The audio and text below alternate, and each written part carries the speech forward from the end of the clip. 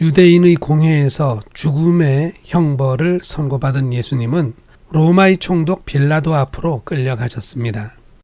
사형을 집행할 권한은 로마 총독에게만 있었기 때문에 그렇게 된 것입니다. 그러므로 이 자리까지 왔다는 것은 사실상 예수님의 죽음이 이미 눈앞에 다가왔다는 뜻입니다. 빌라도가 신문하면서 질문을 했는데 그것은 이 죄수가 법적 처벌이 필요한 죄를 지었는가 하는 것입니다. 그런데 그 질문은 유대인들의 공회가 예수님을 재판하면서 했던 질문과는 완전히 다른 것입니다. 유대인들은 예수님더러 당신이 하나님의 아들이냐, 당신이 성전을 허물고 다시 짓겠다고 했느냐 하는 신성모독에 관한 것이었는데 빌라도는 당신이 유대인의 왕인가 하고 질문을 합니다. 유대인들은 유대사회 내부적 율법의 판결로는 로마법에 의거한 사형을 받을 수 없겠다고 판단하여서 로마 제국에 고발할 때는 다른 죄목으로, 즉 반역의 죄목으로 예수님을 고발한 것입니다. 참으로 어처구니 없는 고발입니다. 예수님은 하나님을 아버지라고 부르며 설교한 적은 있지만 유대인의 왕을 자처하신 적은 단 한 번도 없었습니다. 예수님을 따르던 많은 무리들의 가슴 속에는 그런 기대와 바람이 있었을 수 있습니다. 그러나 예수님은 그런 기대에는 아무런 반응도 하지 않으셨고 오히려 무리를 떠나 기도를 하시거나 다른 곳으로 자리를 옮기셨습니다. 예수님은 회개와 하나님의 나라를 선포하러 오신 것이고 그것을 위해 세상 죄를 지는 어린 양이 되기 위해 오신 것이지 세상 속에서 왕이 되려고 오신 분이 결코 아닙니다. 빌라도가 예수님께 이 질문을 하였을 때 빌라도는 이미 자신의 이 질문이 어리석은 바보와 같은 것임을 알 수 있었을 것입니다. 왜냐하면 예수라는 이 사람에게는 어떤 군대도 없었고 정치적인 조직도 없고 또 정치적인 사상도 없고 또 어느 지역에서도 자신의 정치 세력을 구축한 적이 없다는 것을 빌라도는 이미 알고 있었습니다. 그런데 예수라는 이 사람은 재판 과정에서의 모욕과 고통과 수치를 그저 담담하게 견뎌낼 뿐인 희생자의 모습으로 있었던 것입니다. 더구나 빌라도의 아내가 예수가 의인이라며 그를 처벌하지 말아달라는 부탁까지 했습니다. 빌라도는 분명히 알았습니다. 이 사람 예수는 저 유대의 제사장들과 장로들로부터 종교적인 문제로 갈등을 빚을 뿐이지 로마 제국에게 저항한 사람은 아니라는 것을 알았던 것입니다. 그래서 이 말없이 모든 것을 감당하고 있는 이상한 죄수에게 사형이라는 극형을 내리는 것이 몹시 불쾌하고 마음 내키지 않는 일이었을 것입니다. 빌라도는 이 상황에서 벗어나고자 수차례에 걸쳐 다른 제안을 했지만 십자가형을 강하게 외치는 유대의 지도자들과 그 추종자들의 들끓는 민원을 견디지 못하고 결국 사형 선고를 내리고 말았습니다. 빌라도는 이 판결로 가룟 유다와 함께 영원히 저주받는 이름이 되었습니다. 역사상 수많은 의인들이 불의한 판결로 죽어갔습니다.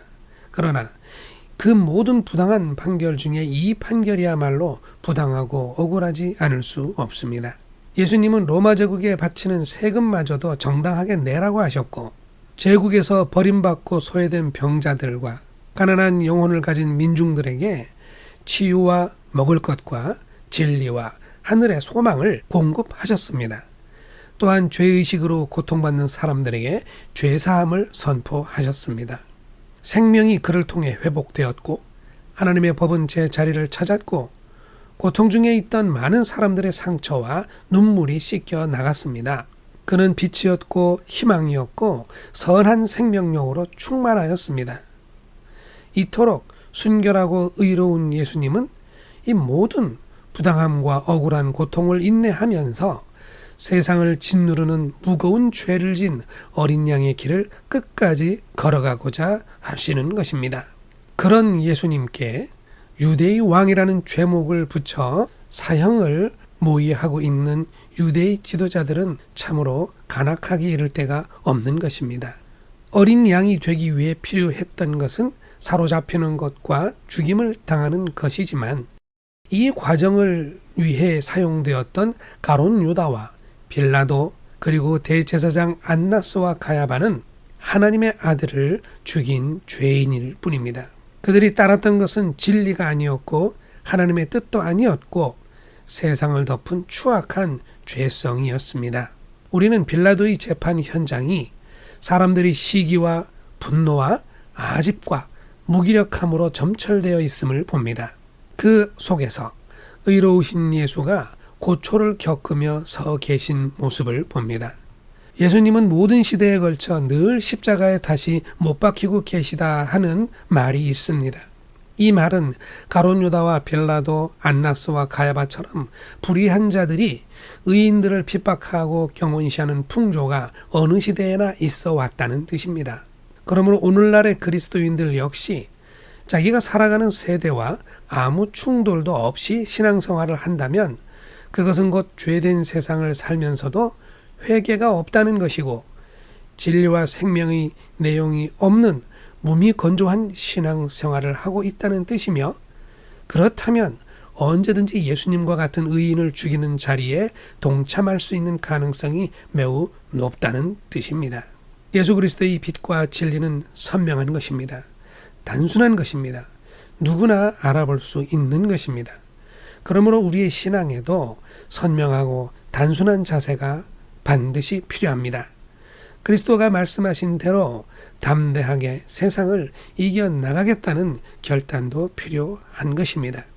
우리는 우리의 작은 믿음을 도와 구원으로 인도하시는 성령님께 더욱 의지해야만 하겠습니다. 그리하면 적어도 의로우신 예수를 다시 십자가에 못 박는 잘못을 반복하지는 않을 것입니다.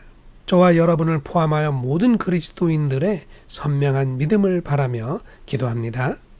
오 하나님, 자녀된 우리에게 오늘 성령을 충만하게 주옵소서. 이 시간 믿음을 굳건하게 지켜주시고 또 눈앞에 의인이 있을 때 그의 손을 맞잡고 전진할 수 있도록 우리의 신앙을 이끌어 주시옵소서.